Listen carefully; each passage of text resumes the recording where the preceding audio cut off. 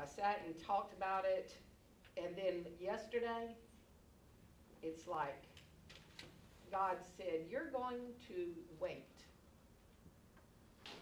until after you hear tomorrow morning what goes on in Jane's part of this. And I'm like, well, now wait a minute, because I don't show up without having a plan. And God said, tomorrow you're going to show up without a plan. And I see, because I've done it all out, and it was in my head, and I was working it out, I was getting my hair cut, and all. See my highlight? And so I had this nice 2-hour period, and so I had my yellow pad, and I was there, and I told my hairdresser, I've got to work out on, what I'm going to say tomorrow at the thing. And she came back and she said, are you done? I had a sentence at the top. A sentence.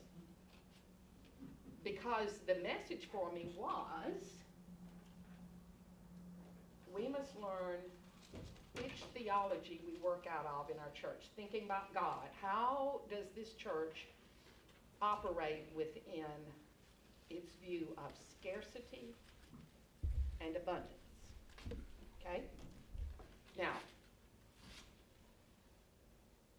in the ideas that we put up, there was a lot that sounded like we don't have enough.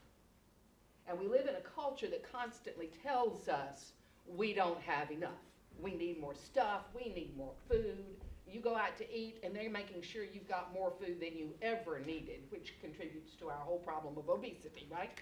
Yes. So, but that in our thinking about what we are called to do within the church, that we look around and we say, we just don't have enough to do this. We don't have enough people and human resources. We don't feel like we have enough money. We don't have the space to the level we need it to be. That somehow we can't do what God has called us to do because we're small. See, the descriptor small took on a negative effect. You know, we don't want people to think we're small. We're supposed to be big, like the church next door. And so what I'm feeling called to do is to help us get to a place where we see God's abundance even within the places that we see scarcity.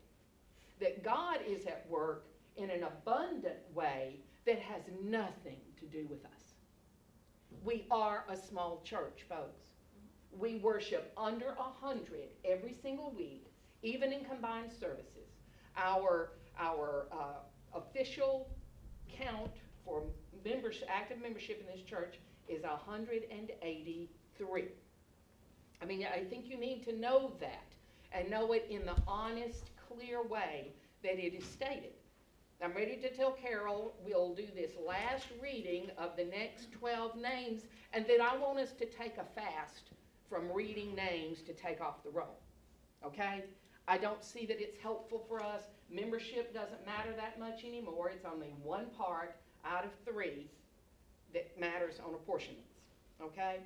So I want us to get to that place that we can move beyond this business of seeing scarcity in everything and start finding where God's abundant love and abundant grace is there without our asking for it. I love some of the things that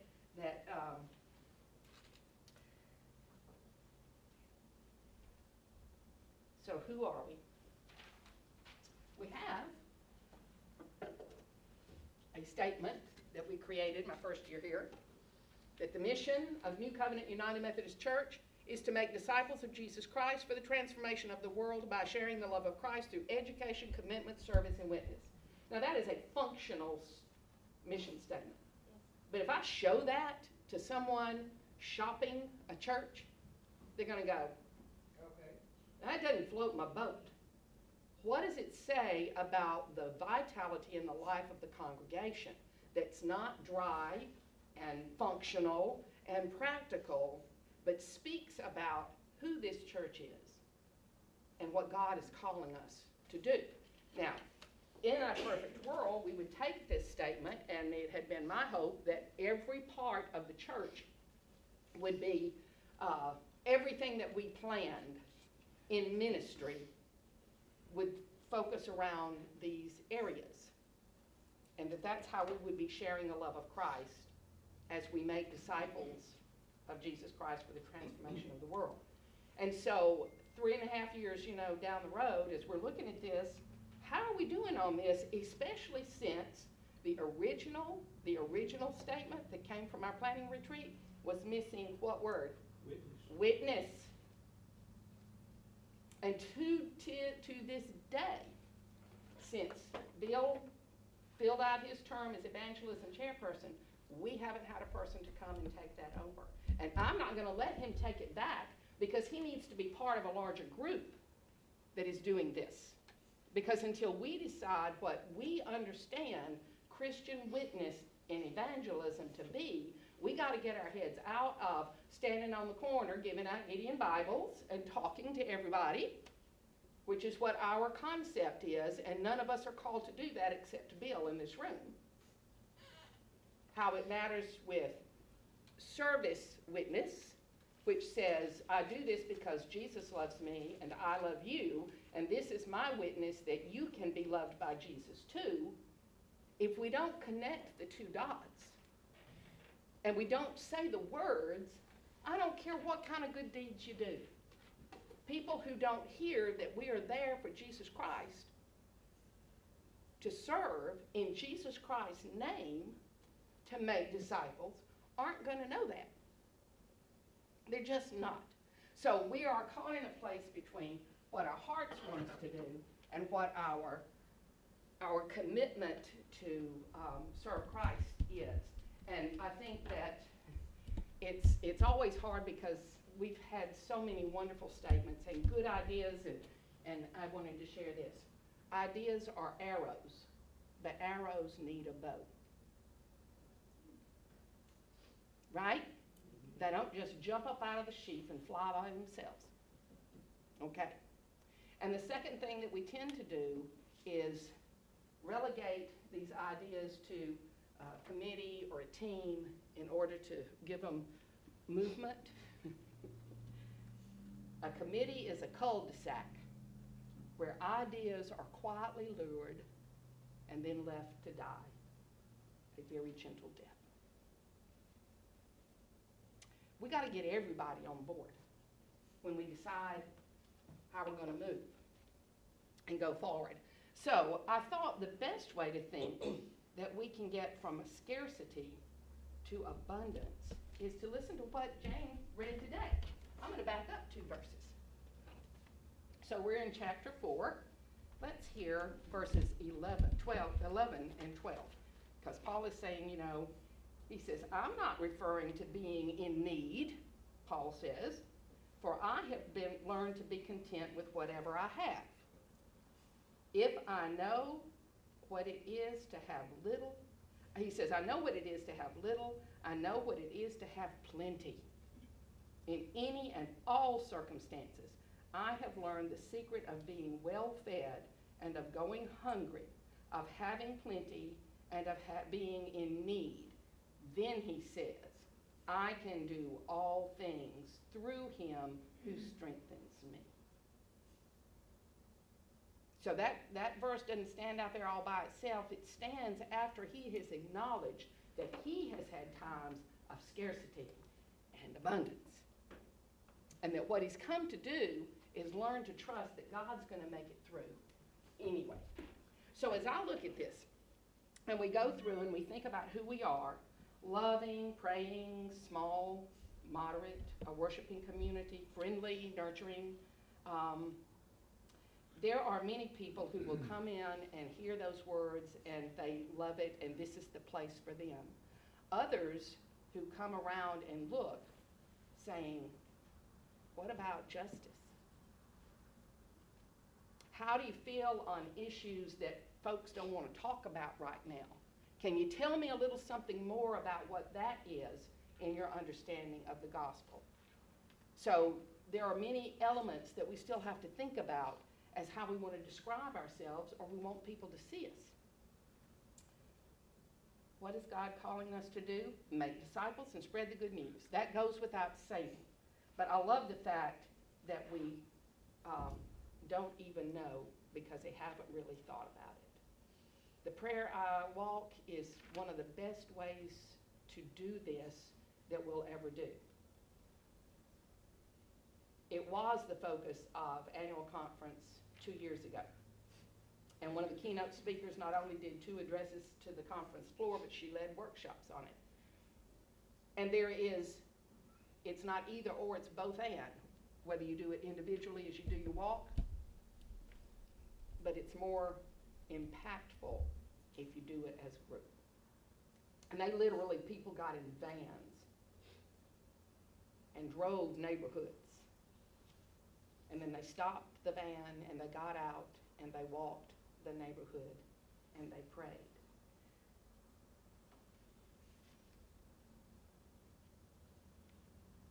I walk through this building every single week.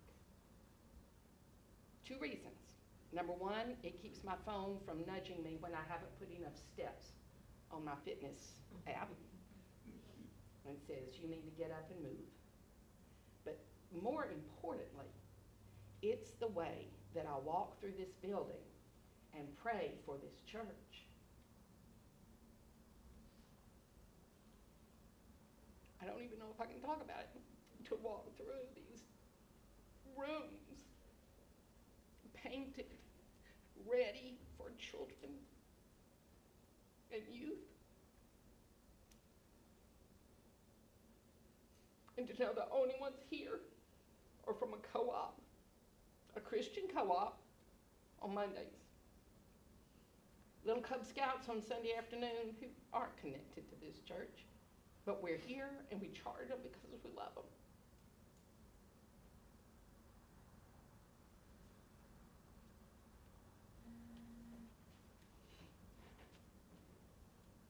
To connect people in a loving way. We move to how are we going to do it? There are no magic pills. A website's not going to fix it. A Twitter page is not going to fix it. A Facebook page won't fix it. There are no gimmicks anymore. We've tried them all. The whole denomination has tried it. They're still trying it. Let's try another hashtag line that we can put out there. None of it's working.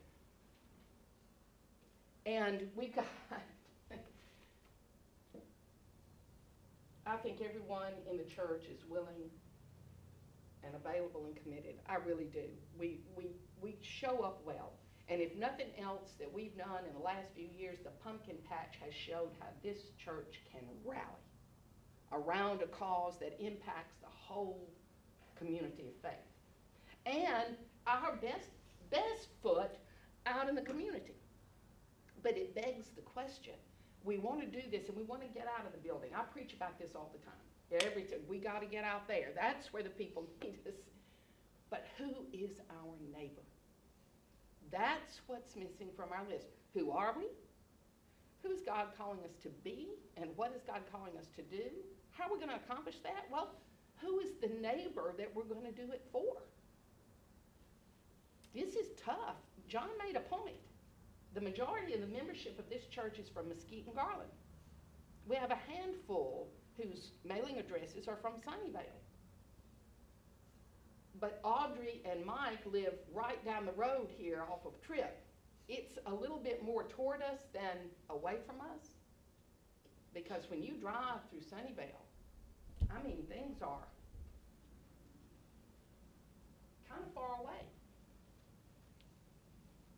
There is only the churches here along this way and Fellowship Church, the community church over on 80, which has horrible access, by the way, when you think about that.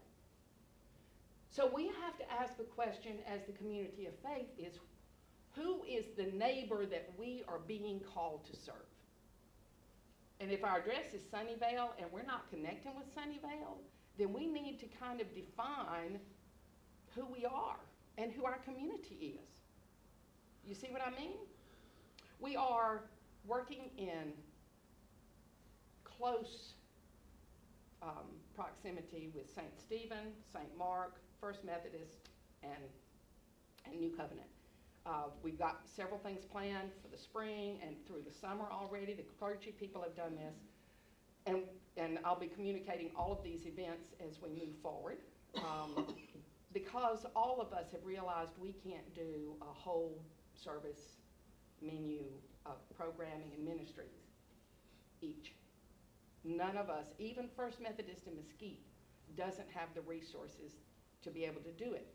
But if we bring all of our scarcity to the abundance of 4 churches present in a community, we might really be able to make an impact.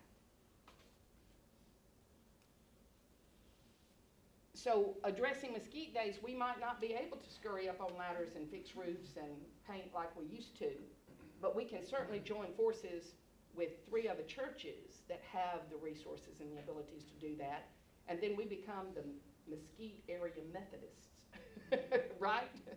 And that includes the Garland Church of St. Mark and us at Sunnyvale and St. Stephen and Mesquite, First Mesquite in Mesquite. We might not have enough kids to do a mission trip, but there are enough kids in those 4 churches to be able to come together. We're already doing work in Vacation Bible School and changing our focus on that. St. Stephen still does regular Bible school, and so does St. Mark. And we'll know their week dates for the summer and let it be known, while we have joined with First Mesquite now last year and again this year to offer camps. A gardening camp, a sport camp. We're hoping to do a drama camp and a musical or a music camp and really be able to get something out there in order to reach these children. So it's a way of looking at what we have and not seeing it as limiting us, and yet giving us an abundant attitude of grace and knowing that things can be bigger and better than they are. I'm going to let John talk in a minute about the finances. But I want us to think seriously about who is our neighbor. And what is your response to that? What do you see as, or who do you see as the neighbor that we reach out to? We can go all the way to Austin Street, which we are called to do. We go to Ewing House, which we are called to do. And because we have put it out through the Sunday school classes and different groups, then the church participates in that church-wide, even though we only have like 2 or 3 people that take it out there. Part of that's the logistics of delivering the food and the space that's available. So we are on board. Everybody brings food and helps us feed at Austin Street. There's a team of people who enjoy doing that and getting up at 4 o'clock in the morning and going out there to mingle and meet, and it's great. Enjoy it. Yeah. So we don't ever want to stop doing what we're doing well, but we need to see how we can better reach into the community around us in a way that helps us know that this church is vital and alive and has something to give to the community. So who do you see as our neighbor?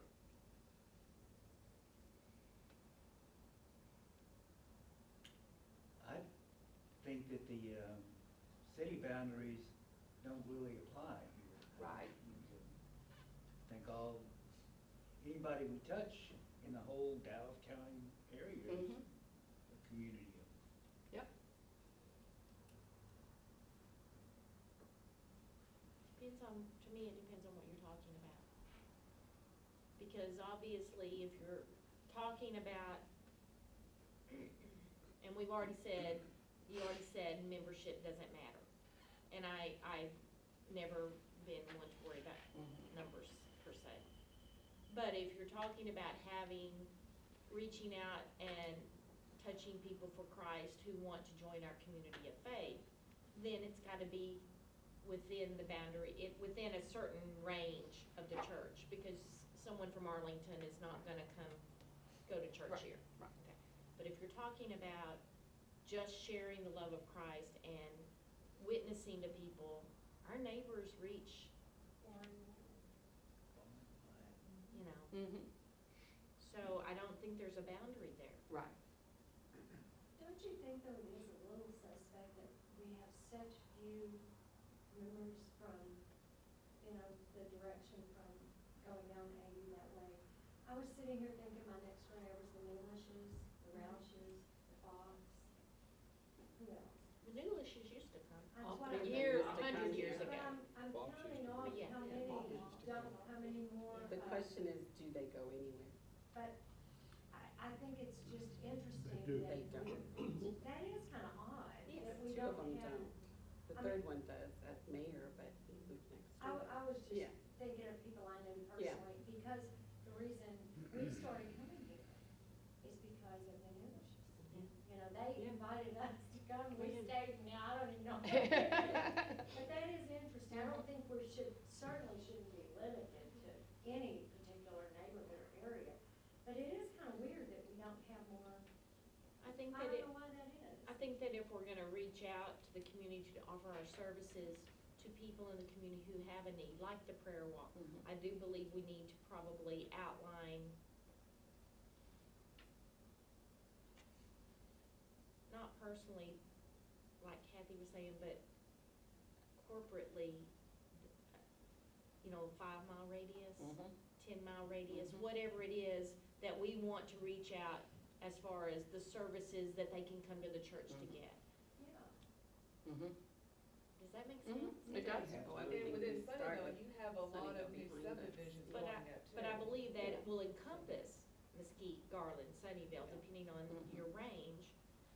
And then when we do wanna go out and do whatever we do, pass out flyers, invite people to the church, prayer walks, we know what the area is. Mhm. Okay. Now, all the other missions and ministries, like I said, that, there are no boundaries for Right, our neighbors. Right, exactly. But it's important to know that we operate within a context. And so, I think that's part of the point, is that our neighbors, First Baptist of Sunnyvale, Grace Fellowship, down the road, there's Poppy's House and Agape Love, and you know, around the corner, we've got Our Savior Lutheran and Berean Baptist, and then we got Town East Mall, right? So while there is a subdivision right across the street here, and it's where Sandy lives, those are Sunnyvale addresses. But I think Sandy's the only one from this area that comes, her family, to this church. And there has to be a question about why, you know, and how do we look at it to see a way to get around it? We're hoping, of course, that the community garden will be another entry into our community around us, but we're still struggling even with that in our meetings about it. Who are the next groups? Because we're gonna have 3 free plots up there when we build out the last 1 or 2 that we have to do. And where are we gonna go to get those folks to come in? I believe, one of the things we need to look at is our worship. We have 2 very traditional services, and I think a lot of younger people are looking for a different type of, and I don't even wanna say go contemporary, because that's a whole new realm, but You need to step out. Well, and this is an area that we need to work on, you're absolutely right. And that's the first Number thing they one said is to that me. in worship language now, they don't call it contemporary anymore, because contemporary means whatever is going on right now, and we aren't doing that, because we're singing songs that were contemporaneous for a whole other generation of people, right? But, let me give you the yin and yang that we get. Number one, they're calling a more upbeat, praise type worship as modern worship, not contemporary. It's the new modern worship, meaning the most current. Not contemporary, meaning the group that's all together at the same time with the same generation. So it's modern. DCOM last week, interviewing candidates. 2 of the millennials. One was a guy, 26 years old. The other was a young woman, 24 years old. Both of them are serving as youth ministers in their churches. One is in Carrollton, and the other one is in Irving, maybe? I can't remember. So the guy that's serving in Irving, or wherever he is, comes in a wonderful pair of like khakis with an open, little jacket, blazer on, he had his tie on, but he had it loose and the collar open, and he had his sunglasses on his head, right? Smart, and just an amazing thing. And we talk about millennials, and here's our danger of stereotyping, okay? So part of the interview, we got toward the end, and we were finishing up, and one of the clergy people asked, so talk to us about what, because he was talking about what it's going to mean for him to be in a context of an itinerant pastor, because he wants to go on to be an elder and to serve. And so what's it going to be for you to go into a small rural church if that's where you're appointed and do worship there in the midst of the context of a traditional service? And he talked about it, and he said, you know, what y'all get wrong about us millennials is that you take offense when we are sitting there in the middle of service, and all of a sudden we go to a thing and we're doing Facebook and we're answering, because we're really listening, but we are a generation of instant entertainment.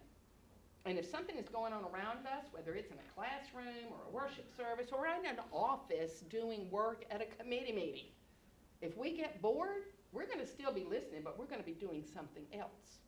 And so this is what happens. So, you know, I had to laugh because we've got adults that do this on Sunday morning. Believe me, I know, because I see it. Okay? So he said, and the music, you know, that we really do like to have music, and my youth tell me that, you know, we've got to have the upbeat, and we've got everything's going on. There's media, there's music, there's sound, there's Facebooking as people are asking questions and texting, so we have interactive sermons and everything. Great, we got all that. He's speaking for millennials, right? The 24-year-old young woman comes up, who is also a youth director, and she has a group of kids who come to her and say, could we just sing Amazing Grace the way the hymn is? Do we have to put Our Chains Are Gone with it? Do we have to have drums? Can we not just sing the hymn? What do you do with that? That's why we That's do it. services. Well, but the point is that we tend to think that second service is going to solve all the problems of having young people come in, and it can't. But you know, this is where that conundrum comes, and why we have to be in such prayer about who our neighbor is, and that we don't set ourselves to a place of understanding that maybe the abundance that we have is going to be that we are small in those groups. I don't know, because I don't know where God is leading us. But I know that we can't be driven by an idea. I think we have a long way to go to get both of our services where we really want them to be. Early service is reliable. It's reliable, and unless the whole group goes to Branson, we're going to have from 37 to 45 people at early service, unless Carol and Ray are traveling, and Bev and Bob are traveling, or Linda and Gary are traveling. This is going to be our early service, and it's a different service. You've been to both, and so it's traditional, but you can't say we don't have praise worship at early service, do we? It's awesome. And it doesn't matter whether we're doing some of the more modern hymns, as modern as they can be from what we have, or our traditional old hymns that we sing. It is there. What we have discovered, I think, with late service is you really can't do blended contemporary worship. It's hard to do the elements that we need to have in a worship service that will be upbeat, and that people don't understand. We don't come to worship to be entertained. We come to worship to praise God, glorify God's name, hear the message proclaimed, the word proclaimed and read, and then we are sent out. Right? I didn't understand that. Well, we don't come to worship to feel good. We come to worship to praise God. A modern service is not presented with the intention of making you feel good. Well, we seem to have a concept that it does. there are people within, well, no, but we've had this, no, we've had a discussion outside of this group. I've heard discussions about that I'm not feeling it, it's not speaking to me. We've got to, well, and I just have to remind us all that we are here to be in God's presence and to bring ourselves to God. And it's not anything we can do artificially around that to make folks feel more. That's up to the individual person. That's having the open hearts, the open minds to be able to receive. So there are areas that we still need to be working on in that throughout the church. And I only say that to say that these are issues that we're going to have to deal with, and we want to be in prayer about them. So I'm going to get down to the main thing that I wanted to say, and it'll be 5 minutes and we're done. When we took our vows to become members of the church, and when we reaffirmed our baptism back in January, we reaffirmed the fact that we will be here with our prayers, our presence physically, our gifts, our services, and our witness. All of them. Not picking and choosing and doing one or the other. And so my goal, my vision for this church that will get us through this year and point us in a direction, because I have to ask you, where do you see yourselves in 20 years? Forget 5. We can keep doing year to year to year planning for the next 5, right? Where do we see New Covenant United Methodist Church in 20 years? And that's the hard question. And I appreciate Jane saying, you know, it's time to be honest. 3.5 years ago, this church was ready to close its doors. I know this because I was told this when my DS called and said, we got you a church. So it's not enough to just get past that point and know that we're here, because we don't like change and things are kind of back to normal, right? We can't be satisfied with status quo. The church cannot do that. The church has got to constantly be evolving and metamorphosing into whatever transformed entity that it is. Because a church is an organic, living thing. Paul's analogy of the body is so completely right on. We're either vital and healthy and feeling wonderful, or we're ill and sick and not so good. And sometimes we go from feeling wonderful and fabulous, I do, on a day, to wow, I don't think I can get out of bed today. I did too much on my knee yesterday, right? So it's for us to be able to look at it and honestly be praying into the future. Like Kathy said, she hasn't thought about praying for the church. The church is here. And we must be intentional about it. So prayers, our physical presence. I know that everybody thinks it doesn't matter. If you're not here on a Sunday morning, it's okay. Other people are going to be there. You won't miss me anyway. You are missed. And more so than that, when people come for the first time, and 1 week we had to have more bulletins because we don't have enough, and the next week we got to stack this high because there are 22 people in the second service in that big space, it matters. And it not only matters for what people see when they come in, it matters for each and every one of us. So one of my goals for this next year is that everybody will commit to being butts in chairs on Sunday morning in that room down there ready to praise and worship at least 48 weeks. That's 4 Sundays off. That's 4 vacation days. Okay? Because it matters. And you know it does. And you know how easy it is to be gone 2 weekends because you've gone somewhere or you've had work to do or something. And the next week it's just, gee, well, I'd rather just read my paper and drink my coffee. I can watch the YouTube later. But half of what we do is being in community with one another. Reid, before we leave this, I'm very confused in the spirit of honesty. because what I heard you say is we just need to have the same services early and late. Did I say that? Did you feel that? Did I say that? I didn't I'm feel sorry, like, say it, I say did, it. I did, well, I didn't hear that, I felt like late service isn't good enough doing what you want No, them to no, do. no, no. That's, I'm sorry, no, I no, felt no, very no, no. beat up by I'm that whole saying thing you that just we've did. had conversations around it over 3.5 years I've been here, and we can't seem to find what is gonna make everybody Happy? pleasant. Well, but you talked about you don't want, it's not about your feelings. I know, but you gotta be able to, the word I'm trying to find, I think, is what is authentic for late service. What is gonna be the authentic showing up in worship on Sunday morning in late service, that everybody doesn't feel like they have to feel something. They come in and worship is praising God, it is, giving God the glory, and I don't know the answer to that, I really don't. I'm not beating up on late service, I apologize if that's what it sounds like.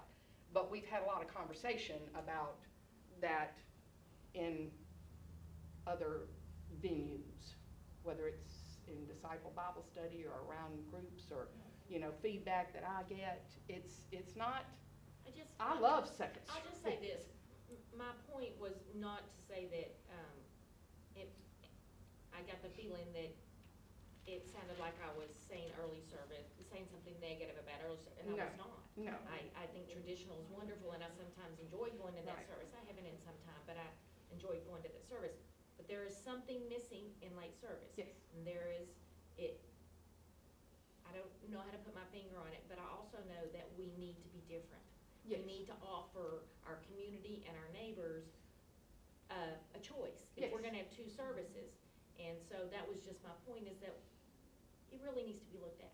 I agree with you. It really And needs I thought I said that, and I apologize if I Yeah, did that's not what iterate you that. were- That's what I was trying to say, is that we are working on that. We don't know what that looks like.